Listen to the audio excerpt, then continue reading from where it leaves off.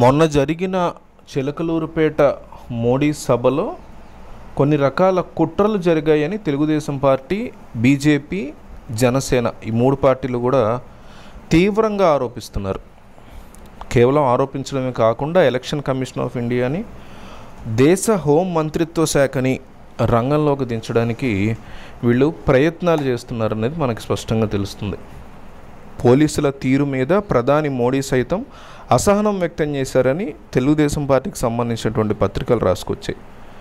ప్రధానికి వేదిక పైన తిరిగి వెళ్ళేటప్పుడు జ్ఞాపికలు ఇచ్చేందుకు చంద్రబాబు సిద్ధమవగా పోలీసులు అడ్డుకున్నారని నిరసన వ్యక్తం చేశారు. చంద్రబాబు తెచ్చిన దేవుని ప్రతిమని అనుమతించని భద్రతా సిబ్బంది పవన్ కళ్యాణ్ ఇవ్వాలనుకున్న చందనమాల దేవుడి ప్రతిమను కూడా నిరాకరించారని తెలిపారు. ప్రభుత్వం ఎన్ని అడ్డంకులు సృష్టించినా సభను విజయవంతం చేశామని తెలుగుదేశం నేతలు అంటున్నారు. బొప్పూడి సభలో ఆసక్తికర ఘటనలు చోటు చేసుకున్నాయి. పవన్ కళ్యాణ్ ప్రసంగిస్తూ ఉండగా ప్రధాని మోడీ మధ్యలో జోక్యం చేసుకుని లైటు స్తంభాల నుంచి దిగిపోవాలని అభిమానులు, కార్యకర్తలకు విజ్ఞప్తి చేశారు. అభిమానంతో తమ కోసం వచ్చిన ప్రజల ప్రాణాలు ఎంతో విలువైనవని, కరెంటు తీగలకు దూరంగా ఉండాలని కోరారు.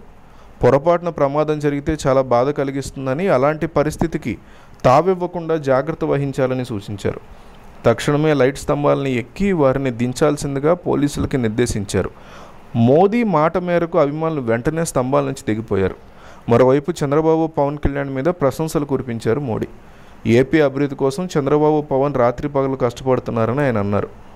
కోటప్పకొండ నుంచి బ్రహ్మ, విష్ణు, మహేశ్వర్ల ఆశీర్వాదం లభిస్తున్నట్టు భావిస్తున్నానని ప్రధాని అన్నారు.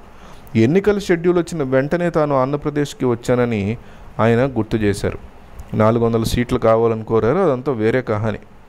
అయితే పల్నాడు సభలో శాంతి భద్రతల నియంత్రణలో పోలీసుల వైఫల్యం స్పష్టంగా కనిపించిందనే తీవ్రమైన ఆరోపణలు వస్తున్నాయి. ప్రధాన సభకి గుంటూరు రేంజ్కి చెందిన 2 ఎస్పీలతో పాటు విశాఖ రేంజ్లో మరో ఎస్పీ కూడా బాధ్యతలు తీసుకున్నారు.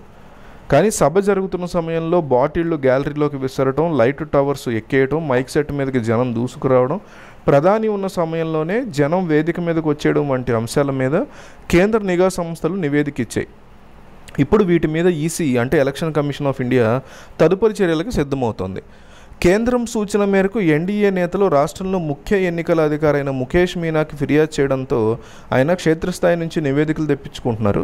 అవి రాగానే బాధ్యుల మీద చర్యలకి ఈసీ సిఫార్సు చేయబోతున్నారు. ఇందులో ముఖ్యంగా స్థానిక పల్నాడు జిల్లా ఎస్పీ రవిశంకర్ రెడ్డి మీద చర్యలకు సిఫార్సు చేసే అవకాశాలు ఉన్నాయి. దీని ఆధారంగా ఈసీ వేటు వేసే అవకాశాలు ఉన్నాయని ఎన్డీఏ వర్గాలు చెప్తున్నాయి.